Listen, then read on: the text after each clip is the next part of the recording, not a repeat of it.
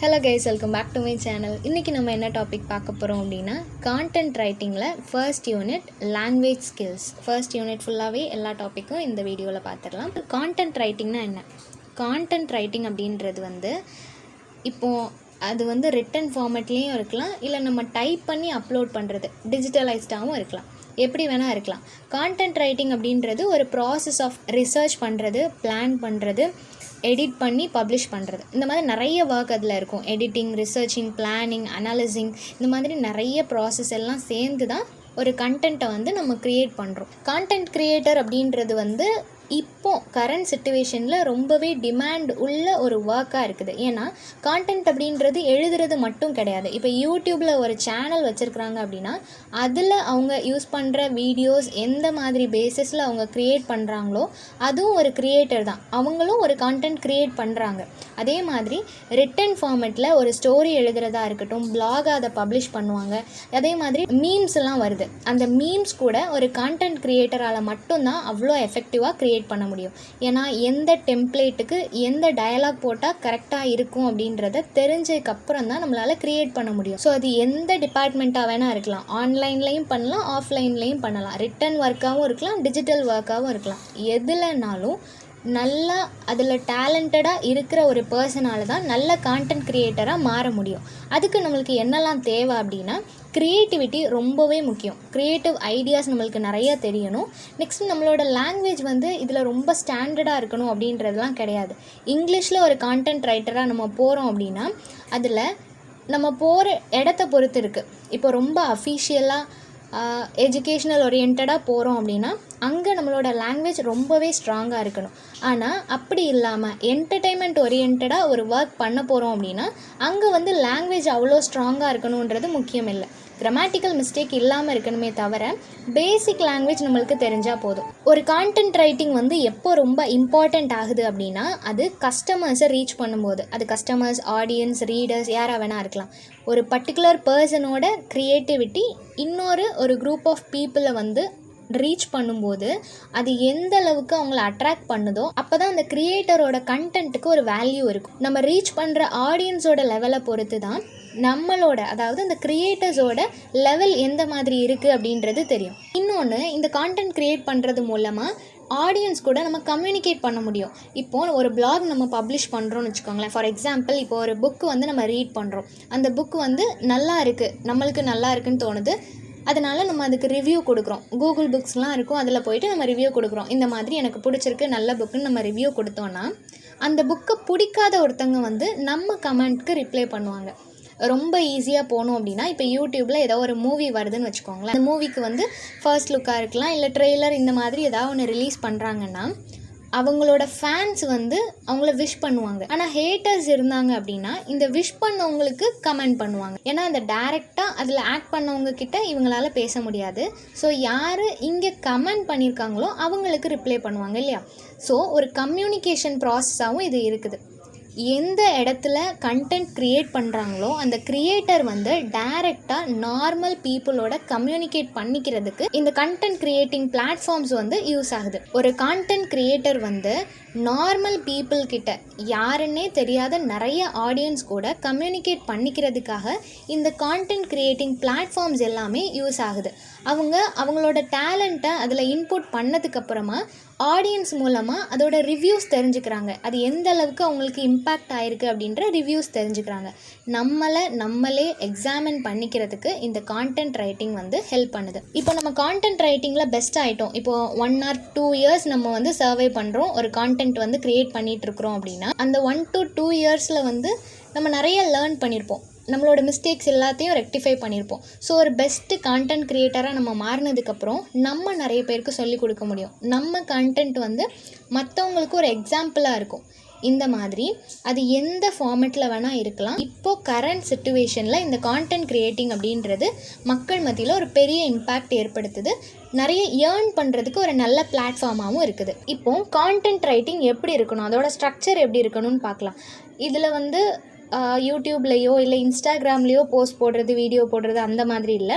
Return ஃபார்மேட்டில் இல்லை type பண்ணி நம்ம அப்லோட் பண்ணுவோம் இல்லையா, அந்த மாதிரி கான்டென்ட் எப்படி இருக்கணும் அப்படின்னு சொல்லி பார்க்கலாம். ஃபார் எக்ஸாம்பிள், இப்போ பிளாக் அப்லோட் பண்ணுவாங்க, பேப்பர் ப்ரெசன்டேஷனாக இருக்கட்டும், ரிசர்ச் ஒர்க்ஸ், இந்த மாதிரிலாம் ஆன்லைனில் நிறைய சோர்ஸஸ் நம்மளுக்கு கிடைக்கும். ஃபார் எக்ஸாம்பிள், இப்போ ரிசர்ச் பண்ணும்போது நம்ம செகண்டரி சோர்ஸுக்கு நிறைய எடுப்போம் இல்லையா, அந்த மாதிரி ஆர்டிகிள்ஸ், ரிட்டன் ஒர்க்கில் இருக்கிற எல்லாத்தையுமே ஒரு கான்டென்ட் ரைட்டிங்கில் எப்படி ப்ரெசென்ட் பண்ணணும் அப்படின்னா, ஃபர்ஸ்ட் ஒன், அது ஷேர் வர்த்தியாக இருக்கணும். அதாவது நம்ம இப்போ ஒரு கான்டென்ட் வந்து பப்ளிஷ் பண்ணுறோம், ஆன்லைனில் ஒரு டாபிக் நம்ம தேடும்போது நிறைய ரிசல்ட் வந்து ஷோ ஆகும். அதில் நம்மளோட கண்டென்ட்டை அவங்க எடுக்கணும் அப்படின்னா அதுக்கு அது வர்த்தாக இருக்கணும். நிறைய ரெஃபர் பண்ணுவாங்க, ரெஃபர் பண்ணிவிட்டு எது பெஸ்ட்டாக இருக்கோ அதை தான் அவங்க ஷேர் பண்ணுவாங்க இல்லையா. அந்த மாதிரி ஷேர் பண்ணுற அளவுக்கு நம்மளோட கான்டென்ட் வர்த்தியாக இருக்கணும் அப்படின்னு சொல்கிறாங்க. ஃபார் எக்ஸாம்பிள், இப்போ யூடியூப்பில் நம்ம நிறைய வீடியோஸ் பார்ப்போம். எல்லா வீடியோஸும், சில வீடியோஸ் ரொம்ப காமெடியாக இருக்கும், இருந்தாலுமே சிரிச்சுட்டு விட்டுருவோம். சில வீடியோஸ் மட்டும்தான் எக்ஸ்ட்ரீமாக ரொம்ப காமெடியாக இருக்குது, இல்லை ரொம்ப இம்பேக்ட் பண்ணுது அப்படின்னா ஃப்ரெண்ட்ஸுக்கு நம்ம ஷேர் பண்ணுவோம் இல்லையா. அந்த மாதிரி ஒரு நல்ல லெவல், டாப் லெவலில் இருக்கிற ஒரு வீடியோவை தான் நம்ம ஷேர் பண்ணுறோம். அதே மாதிரி தான் கான்டென்ட் நம்ம எழுதும் போதும் அது ரொம்ப வர்த்தியாக இருந்தால் மட்டும்தான் அதை ஷேர் பண்ணுவாங்க. ஸோ அந்த லெவலுக்கு நம்மளோட கான்டென்ட் இருக்கணும் அப்படின்னு சொல்கிறாங்க. Next, give your post in a unique angle. Unique angle அப்படின்னு சொல்லும்போது, இப்போது ஒரு ரீல்ஸ் வந்து ட்ரெண்ட் ஆகுதுன்னு வச்சுக்கோங்களேன். அது ஒரு சாங்காக இருந்துச்சுன்னா எல்லாரும் யார் ஸ்டார்ட் பண்ணி வச்சாங்களோ அவங்கள மாதிரியே டான்ஸ் பண்ணுவாங்க. சில பேர் மட்டும்தான் அந்த கண்டென்ட்டை சேஞ்ச் பண்ணணும் அப்படின்னு நினைப்பாங்க, அவங்களோட ஸ்டைலில் அதை ப்ரெசென்ட் பண்ணணும்னு நினைப்பாங்க. இப்போ அது ஒரு டயலாகாக இருந்துச்சுன்னா எல்லாரும் ஒரு சிச்சுவேஷனுக்கு பெர்ஃபார்ம் பண்ணுறாங்கன்னா யூனிக்காக ப்ரெசென்ட் பண்ணணும்னு நினைக்கிறவங்க வேறு மாதிரி அந்த சிச்சுவேஷனை க்ரியேட் பண்ணுவாங்க. இந்த மாதிரி நம்மளோட கான்டென்ட்டை நம்ம தான் யூனிக்கான வேல ப்ரெசென்ட் பண்ணணும். Next, show don't tell. இது எதுக்கு வரும் அப்படின்னா, இப்போ இன்ஸ்டாகிராமில் வந்து நம்ம ஒரு விஷயத்தை பற்றி அட்வர்டைஸ்மெண்ட் கொடுக்குறோம் அப்படின்னா ஜஸ்ட்டு போஸ்ட்டாக அதில் நிறைய டைப் பண்ணி நம்ம போடாமல், ஏன்னா எல்லாருக்கும் பொறுமை இருக்காது இல்லையா ரீட் பண்ணுறதுக்கு, அந்த மாதிரி சமயத்தில் நிறைய பிக்சர் வச்சு எக்ஸ்பிளைன் பண்ணோம், ரொம்ப கலர்ஃபுல்லாக அட்ராக்டிவாக இருந்துச்சு அப்படின்னா கண்டிப்பாக என்ன இருக்குதுன்னு சொல்லி பார்க்கணுன்னு நினைப்பாங்க. ஸோ நிறைய பேசாமல் விஷுவலாக அவங்களுக்கு ப்ரெசென்ட் பண்ணோம் அப்படின்னா ஆடியன்ஸ் இன்னும் அதை வந்து ஆர்வமாக பார்ப்பாங்க. ஸோ நார்மலாக ஒரு ரீட் பண்ணுற மாதிரி கண்டென்ட் நம்ம கொடுத்தாலுமே அதில் பிக்சர்ஸ் ஆட் பண்ணால் இன்னும் கேட்சியாக இருக்கும் அப்படின்னு சொல்கிறாங்க. Give a catchy headlines. Headline கொடுக்குறது ரொம்பவே முக்கியமான ஒரு விஷயம். ஏன்னா இப்போ ஆன்லைனில் வந்து நம்ம ஒரு டாப்பிக்கில் சர்ச் பண்ணுறோம் அப்படின்னா அந்த டாப்பிக்கு ரிலேட்டடான எல்லா ரிசல்ட்டுமே ஷோ பண்ணும். அப்போது நம்மளோட ஹெட்டிங் கரெக்டாக ப்ராப்பராக நம்ம கொடுத்துருந்தோம் அப்படின்னா மட்டும்தான் அதை ஆடியன்ஸ் ப்ரிஃபர் பண்ணுவாங்க. ஸோ நம்மளோட ஹெட்டிங் வந்து கேட்சியாகவும் இருக்கணும், அட் த சேம் டைம் கரெக்டாகவும் இருக்கணும் அப்படின்னு சொல்கிறாங்க. Next, make your post easy to read. Easy to read வந்து ரொம்ப முக்கியம். ஏன்னா ஆடியன்ஸ் வந்து எல்லாருமே எஜுகேட்டடாக இருக்க மாட்டாங்க இல்லையா. ஸோ எஜுகேஷன் வைஸ் லோவாக இருக்கிறவங்க கூட அண்டர்ஸ்டாண்ட் பண்ணிக்கிற விதத்தில் நம்மளோட கண்டென்ட் இருக்கணும். இப்போ ஃபார் எக்ஸாம்பிள், நம்ம தமிழ்நாட்டில் இருக்கிறோம் அப்படின்னா தமிழ்லையும் நம்ம கொடுக்கலாம். ஒரே கண்டென்ட்டை இங்கிலீஷில் நீங்கள் கொடுக்குறீங்கன்னா ட்ரான்ஸ்லேட் பண்ணி தமிழ்லையும் கொடுக்கலாம். ஸோ 2 விதமான ஆடியன்ஸும் பார்ப்பாங்க இல்லையா. எஜுகேட்டடான பர்சன் மட்டும் பார்க்க மாட்டாங்க, அன்எஜுகேட்டடும் பார்ப்பாங்க. 2 பேருக்குமே அந்த திங்ஸ் தேவைப்படலாம். பட் நம்ம ஒரு லாங்குவேஜ் ப்ரிஃபர் பண்ணும்போது ஒரு ஆடியன்ஸை மட்டும்தான் நம்மளால் கவர் பண்ண முடியும். ஸோ 2 ஆடியன்ஸையும் கவர் பண்ணோம்னா எல்லா லாங்குவேஜ்லேயும் நம்ம கொடுக்க வேண்டியது important. Next, write how you talk. இப்போது சில மீம்ஸ் நம்ம பார்க்குறோம், அந்த மீம்ஸில் வந்துட்டு நம்ம எந்த மாதிரி பேசுகிறோமோ அதே மாதிரி அவங்க கொடுத்துருப்பாங்க. இப்போ வாட்ஸ்அப் டெக்ஸ்ட்லலாம் நம்ம தங்கிலீஷ் யூஸ் பண்ணுறோம், இங்கிலீஷையே தமிழில் நம்ம எப்படி பேசுகிறோமோ அதே மாதிரி நம்ம டெக்ஸ்ட் பண்ணுறோம். அதே மாதிரி நம்மளோட கான்டென்ட் வந்து ரீடர்ஸ்க்கு புரிகிற விதத்தில் அதுவும் நம்ம பேசுகிற மாதிரி இருந்துச்சுன்னா இன்னும் ஈஸியாக இருக்கும் அவங்களுக்கு. ஆனால் இந்த மாதிரி எல்லா இடத்துலையும் நம்ம எழுத முடியாது. அஃபிஷியலாக போகும்போது ஃபார்மலாக தான் நம்ம கொடுக்கணும். பட் அன்அஃபிஷியலாக என்டர்டைன்மெண்ட் ஃபேக்டர் போகும்போது நம்ம இந்த மாதிரி கலோக்கியல் லாங்குவேஜ்லேயும் நம்ம கொடுக்கலாம். Next, get feedback on your writing. இது ரொம்பவே முக்கியமான ஒரு ஆஸ்பெக்ட். இப்போ வந்து கான்டென்ட் நம்ம க்ரியேட் பண்ணுறோம். ஃபார் எக்ஸாம்பிள், யூடியூபர்னு வச்சுக்கோங்களேன், அதில் கமெண்ட்ஸ் அவங்க கொடுப்பாங்க. அது நல்ல கமெண்ட்ஸாக இருந்தால் எடுத்துக்கலாம்.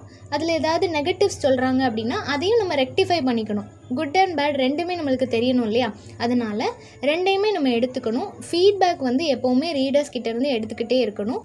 அப்போ தான் நம்மக்கிட்ட இருக்க ப்ளஸ் என்னன்னு தெரியும், அதை நம்ம கண்டினியூ பண்ணுவோம். மைனஸ் என்னன்னு தெரியும், அதையும் நம்ம ரெக்டிஃபை பண்ணுவோம். இது நம்ம பிளாக் ரைட்டிங்லேயும் கேட்கலாம். நம்ம பிளாக் ஒன்று போஸ்ட் பண்ணுறோம் அப்படின்னா ஆன்லைனில் அதை ரீட் பண்ணுறவங்க அதில் இருக்க மிஸ்டேக்கை வந்து பாயிண்ட் அவுட் பண்ணுவாங்க. Next answer the questions. இதில் என்னென்னா, இப்போ யூடியூப்லையா இருக்கட்டும், இல்லை வேறு ஏதாவது பிளாக் நம்ம அப்லோட் பண்ணியிருக்கோன்னா அதில் ஆடியன்ஸ் சில கொஷின்ஸ் நம்மக்கிட்ட கேட்பாங்க இல்லையா, அந்த கொஸ்டினுக்கு நம்ம ஆன்சர் பண்ணணும். ஏன்னா நம்மளோட கண்டென்ட்டு தான் அது. அதில் ஏதாவது கொஷின் கேட்குறாங்க அப்படின்னா அதுக்கு நம்ம ஆன்சர் பண்ணணும். நம்மளுக்கு முன்னாடி வேறு ஏதோ ஒரு ஆடியன்ஸ் அதுக்கு ஆன்சர் பண்ணிட்டாங்க அப்படின்னாலும் பிரச்சனை இல்லை. ஸோ எல்லாருக்கும் கம்யூனிகேட் பண்ணுற விதத்தில், கொஷின்ஸ்க்கு ஆன்சர் பண்ணுற விதத்தில் நம்மளோட கண்டென்ட் இருக்கணும் அப்படின்னு சொல்கிறாங்க. நெக்ஸ்ட்டு ASMR அப்படின்ற ஒரு டிசைனிங் ஃபார்மேட் இருக்குது. அப்படின்னா என்னென்னா, A ஃபார் அனோட்டேட். அதாவது நம்மளோட பிளாகில் இல்லை கான்டென்ட்டில் வந்து சைடில் ஒரு நோட்ஸ் மாதிரியோ பிளாக் மாதிரியோ கோட்ஸ் ஆட் பண்ணுறது, கால் அவுட் பாக்ஸஸ், இந்த மாதிரி நம்ம ஏதாவது ஆட் பண்ணிக்கலாம். எல்லாமே கம்யூனிகேஷன் ப்ராசஸ்க்காக தான். இந்த மாதிரி நம்ம ஆட் பண்ணிக்கிட்டோம் அப்படின்னா ஆடியன்ஸோட நம்மளால் கம்யூனிகேட் பண்ண முடியும். Yes for short sentence and paragraph. நம்ம வந்து ரொம்ப லென்த்தியாக எழுதுறத அவாய்ட் பண்ணணும். ஏன்னா கண்டினியூஸாக ரீட் பண்ணிகிட்டே இருந்தாங்க அப்படின்னா நம்ம என்ன சொல்ல வரோன்றதை உங்களுக்கு புரியாமல் போயிடலாம். அதுக்குன்னு பாயிண்ட்டாக எழுதணுன்றது கிடையாது. ஷார்ட் சென்டென்ஸாக கொடுத்து பேராகிராஃப் மாதிரி நம்ம கொடுக்கலாம். ஷார்ட் அண்ட் ஸ்வீட்டாக நம்ம என்ன சொல்ல வரோன்றதை ஆடியன்ஸ்க்கு புரிய வைக்கணும். Next M for multimedia. மல்டிமீடியான்னு சொல்லும்போது எல்லாத்துலேயுமே நம்ம வந்து நம்மளோட கான்டென்ட்டை க்ரியேட் பண்ணலாம். இப்போது யூடியூப்பில் நம்ம ஒரு விஷயம் பண்ணுறோம் அப்படின்னா அதில் வீடியோ அப்லோட் பண்ணுவோம், இமேஜஸ் அப்லோட் பண்ணுவோம், நம்மளோட ஆடியோ ஷேர் பண்ணுறோம், நம்மளோட ரைட்டிங் ஷேர் பண்ணுறோம். ஸோ எல்லா விதத்துலேயும் நம்மளோட எல்லா தாட்ஸையுமே ஷேர் பண்ணுறதுக்கு அது ஒரு பிளாட்ஃபார்மாக இருக்குது. அதே மாதிரி இப்போது ஆன்லைனில் அப்படின்னா பிளாக்ஸ் ஷேர் பண்ணுறோன்னா அதுக்கு எக்ஸாம்பிளுக்கு ஒரு பிக்சர் கொடுக்கலாம், அதுக்கு டெமோ வீடியோஸ் கொடுக்கலாம். இந்த மாதிரி மல்டிமீடியாவை நல்லா யூட்டிலைஸ் பண்ணி நம்மளோட கான்டென்ட்டை கொடுக்கணும் அப்படின்னு சொல்கிறாங்க. Next R for read your content out loud. இதில் என்ன சொல்கிறாங்கன்னா, நம்ம கான்டென்ட் வந்து க்ரியேட் பண்ணியாச்சு, க்ரியேட் பண்ணதுக்கப்புறம் ஒரு கிராஸ் வெரிஃபிகேஷன் பண்ணிக்கணும், இது கரெக்டு தானா அப்படின்னு சொல்லிட்டு. ஏன்னா நம்ம நிறைய ஆடியன்ஸ் ரீச் பண்ணதுக்கப்புறமா அவங்க வந்து அக்செப்ட் பண்ணிக்குவாங்க, நம்ம என்ன பண்ணாலுமே அதை அக்செப்ட் பண்ணிக்குவாங்க. ஸோ அவங்களோட ட்ரஸ்ட்டை வந்து நம்ம என்றைக்கும் பிரேக் பண்ணக்கூடாது. அவங்களோட டிமாண்டுக்கு ஏற்ற மாதிரி நம்மளோட கான்டென்ட் இருக்கணும், அது ட்ரஸ்ட் வர்த்தியாகவும் இருக்கணும் அப்படின்னு சொல்கிறாங்க. ஸோ இதுதான் கான்டென்ட் ரைட்டிங்னா என்ன அப்படின்றத இன்ட்ரடக்ஷன் பார்ட்டில் இது எல்லாமே உங்களுக்கு வந்துடும். ஓகேவா?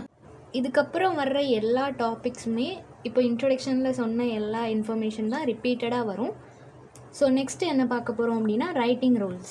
ரைட்டிங் ரூல்ஸ் அப்படின்னு சொல்லும்போது கான்டென்ட் ரைட்டிங்கில் எந்த மாதிரி ரைட்டிங் ரூல்ஸ்லாம் நம்ம யூஸ் பண்ணணும் அப்படின்றது. இதில் பெரிய வித்தியாசம்லாம் எதுவுமே கிடையாது. ஃபார்மலாக நம்ம எழுதுறதுக்கு ஃபார்மலான டோனில் எழுதணும். என்டர்டைன்மெண்ட் வைஸ் போகும்போது கலோக்கியல் லாங்குவேஜ் யூஸ் பண்ணலாம். கிராமட்டிக்கல் மிஸ்டேக்ஸ் கூட சம்டைம்ஸ் பெருசாக பார்க்க மாட்டாங்க. எப்போனா நம்ம ஒரு ஹியூமரஸ் டோனில் ஏதாவது ஒன்று சொல்லணும், ஏதோ ஒரு மீம்ஸ் ஷேர் பண்ணுறோம் அப்படின்னா அதில் கிராமட்டிக்கல் மிஸ்டேக்ஸ்லாம் பார்க்க மாட்டாங்க. மோஸ்ட்டாக கண்டென்ட் ரைட்டிங்கில் வந்து ரைட்டிங்கை விட நம்மளோட க்ரியேட்டிவிட்டிக்கு தான் இம்பார்ட்டன்ட் கொடுப்பாங்க. கான்டென்ட் என்ன இருக்குது அதுக்கு தான் ரொம்ப இம்பார்ட்டன்ஸ் கொடுப்பாங்க.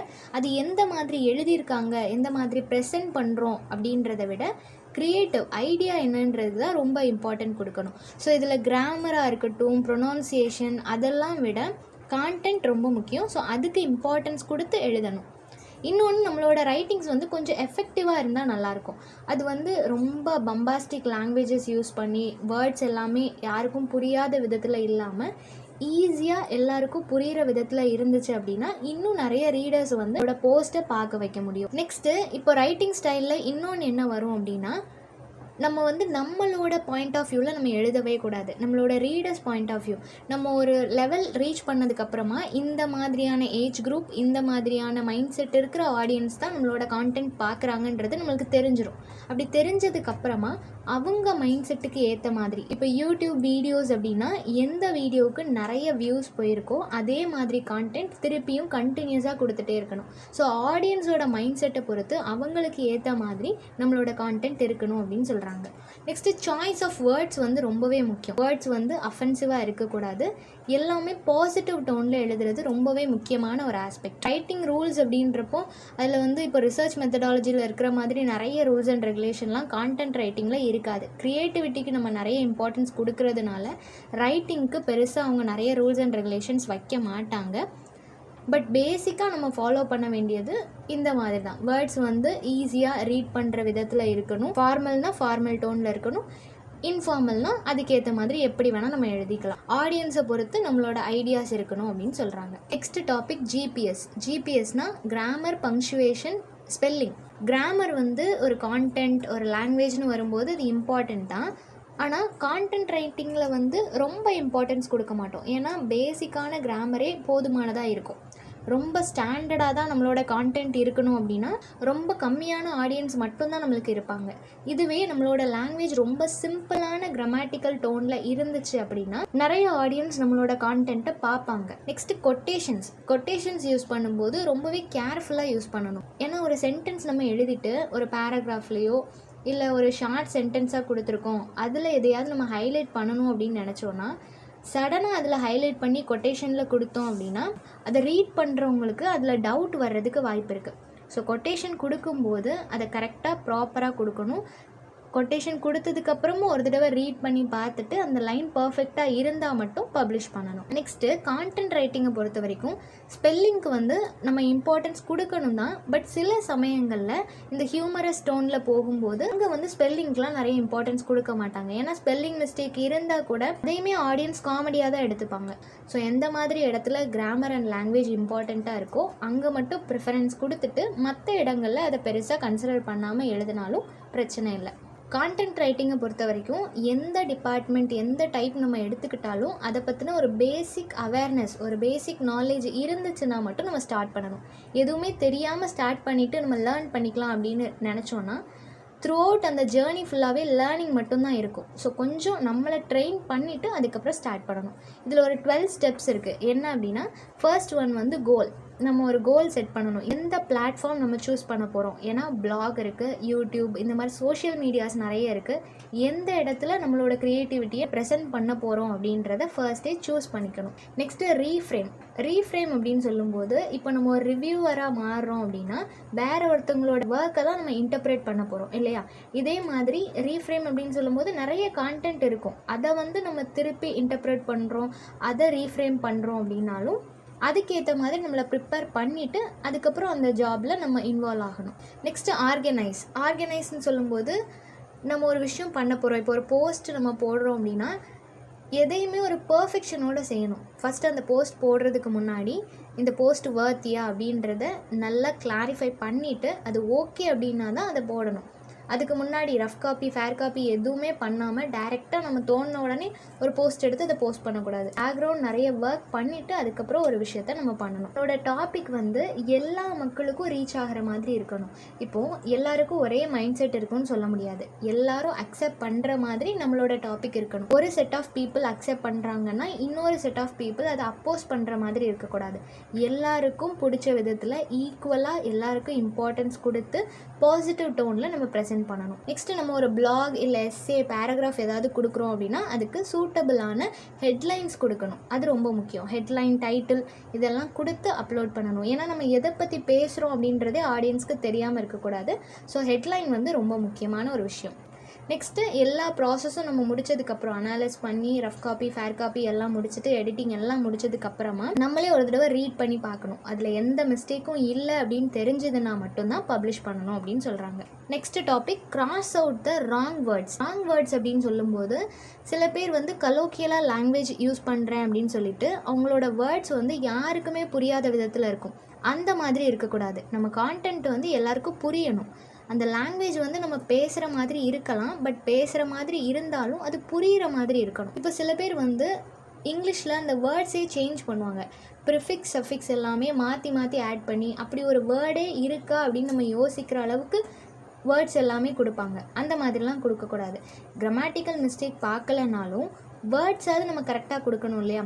அதில் நம்ம எந்த வித சேஞ்சஸும் பண்ணாமல் ஆல்ரெடி என்ன லாங்குவேஜ் இருக்கோ என்ன வேர்ட்ஸ் இருக்கோ வந்து ப்ரெசென்ட் பண்ணணும்.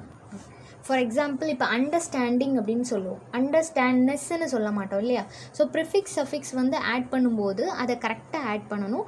ராங்கான ஒரு வேர்ட்ஸை வந்து நம்ம க்ரியேட் பண்ணக்கூடாது. ஜஸ்ட்டு ரீட் பண்ணிட்டு போகிறவங்க ஓகே, பட் இது ஒரு ஸ்கூல் ஸ்டூடெண்ட் வந்து ஒரு காம்படிஷனுக்காகவோ இல்லை வேறு ஏதோ ஒரு பர்பஸ்க்காக அந்த எஸ்ஸே எடுக்கிறாங்க அப்படின்னா அதை அப்படியே அவங்க மக்கப் பண்ணுவாங்க. அப்போ அதில் இருக்கிற மிஸ்டேக்ஸ் அவங்களுக்கு தெரியாது அப்படின்னா அந்த ஒரு வேர்டு கரெக்டு தான் நினச்சி அவங்க படிப்பாங்க இல்லையா. ஸோ யாரையும் நம்ம தப்பாக கைட் பண்ணிடக்கூடாது. நம்மளோட வேர்ட்ஸ் எல்லாமே கிளாரிட்டியாக கரெக்டாக இருக்க வேண்டியது ரொம்ப முக்கியம். Next keep it simple. இதில் சிம்பிள்ன்றது வந்து நம்ம அண்டர்ஸ்டாண்டிங்கை தான் சொல்லுவோம். ஏன்னா ஒரு கான்டென்ட் பார்க்குறோம், அதை ரீட் பண்ணுறதுக்கு ஈஸியாக இருந்தாலும் சம்டைம்ஸ் அண்டர்ஸ்டாண்ட் பண்ணிக்க முடியாது, என்ன சொல்ல வராங்கன்றது புரியாது. அந்த டைமில் நம்ம சில பிக்சர்ஸ் கொடுக்கலாம், இல்லை வீடியோஸ் கொடுக்கலாம். இந்த மாதிரி இருந்துச்சுன்னா இன்னும் அண்டர்ஸ்டாண்ட் பண்ணிக்க ஈஸியாக இருக்கும். ஸோ எந்த விதத்துலலாம் ஆடியன்ஸுக்கு ஈஸியாக நம்மளால் கன்வே பண்ண முடியுமோ அந்த விதத்தில் நம்மளோட கான்டென்ட்டை வந்து ப்ரெசென்ட் பண்ணணும். நெக்ஸ்ட்டு ரீடபிலிட்டினா ஒன்றுமே கிடையாது, நம்ம சிம்பிளான இங்கிலீஷில் கொடுக்கணும். ரொம்ப பம்பாஸ்டிக்கான வேர்ட்ஸ் யூஸ் பண்ணக்கூடாது, ஹார்டான ட்ரிக்கியான வேர்ட்ஸ் யூஸ் பண்ணாமல் எல்லாருக்கும் நல்லா தெரிஞ்ச ஃபெமிலியரான வேர்ட்ஸ் யூஸ் பண்ணி ரொம்ப சிம்பிளாக நம்மளோட கான்டென்ட்டை வந்து ப்ரெசென்ட் பண்ணணும். சிம்பிளாக இருந்துச்சு அப்படின்னா கேட்சியாக இருக்காது, அப்படிலாம் கிடையாது. சில ஸ்லோகன்ஸ் வந்து ரொம்ப சிம்பிளாக இருக்கும், பட் அது ரொம்பவே அட்ராக்டிவாக இருக்கும். அந்த மாதிரி சிம்பிளான லாங்குவேஜ் யூஸ் பண்ணி எல்லாருக்கும் புரிகிற விதத்தில் நம்மளோட ரைட்டிங்ஸ் வந்து இருக்கணும். நெக்ஸ்ட்டு கிராமர் ரூல்ஸ் வந்து என்றைக்கும் ஃபாலோ பண்ணோம் அப்படின்னா நல்ல ஒரு ப்ரெசன்டேஷன் நம்மளால் கொடுக்க முடியும். கிராமட்டிக்கல் மிஸ்டேக்ஸ் இருந்துச்சு அப்படின்னா அது பாசிவ் வாய்ஸில் இருக்கா, ஆக்டிவ் வாய்ஸில் இருக்கா, ஃபர்ஸ்ட் பர்சன் நரேட்டிவா, என்ன டோனில் இருக்குது, நிறைய டவுட் நம்மளுக்கு வரும். ஸோ கிராமட்டிக்கல் மிஸ்டேக் இல்லாமல் பார்த்துக்கிட்டோம் அப்படின்னா இன்னும் ஈஸியாக இருக்கும். மோஸ்ட்லி நம்மளோட ரைட்டிங்ஸை வந்து ஆக்டிவ் வாய்ஸில் கொடுக்கலாம். ஏன்னா பாசிவ் வாய்ஸில் கொடுக்கும்போது அதில் நிறைய கன்ஃபியூஷன்ஸ் வரும். ஸோ ஆக்டிவ் வாய்ஸில் நம்ம ப்ரெசென்ட் பண்ணுறது நல்லது. லாஸ்ட்டாக கன்ஃபியூசிங் வேர்ட்ஸ், இதுவும் அதே தான். நம்ம வேர்ட்ஸ் வந்து வித்தியாசமாக கொடுக்குறோம், நம்மளோட நேட்டிவ் சைடில் யூஸ் பண்ணுற வேர்ட்ஸை வந்து நம்ம இங்கிலீஷில் கொடுக்கலாம், இல்லை நம்ம க்ரியேட் பண்ண ஏதோ ஒரு நியூ வேர்ட்ஸ் அதில் இன்க்ளூட் பண்ணலாம். இந்த மாதிரிலாம் பண்ணும்போது அந்த வேர்ட்ஸால் அந்த எஸ்ஸேயே தப்பு அப்படின்னு நினைப்பாங்க, இல்லை அது ஒரு கன்ஃபியூஷனை க்ரியேட் பண்ணும். ஸோ இந்த மாதிரி கன்ஃபியூஷன் க்ரியேட் பண்ணுற எந்த ஒரு வேர்ட்ஸும் இல்லாமல் நீட்டாக நம்மளோட ப்ரெசன்டேஷன் இருக்கணும். ஸோ இது எல்லாம் தான் ஃபர்ஸ்ட் யூனிட்டில் இருக்குது. எல்லாருக்கும் புரிஞ்சிருக்கும்னு நினைக்கிறேன். நெக்ஸ்ட் என்ன டாப்பிக்கில் வீடியோ போடலான்னு சொல்லி கமெண்ட் பண்ணுங்கள். தேங்க்யூ ஃபார் வாட்சிங்.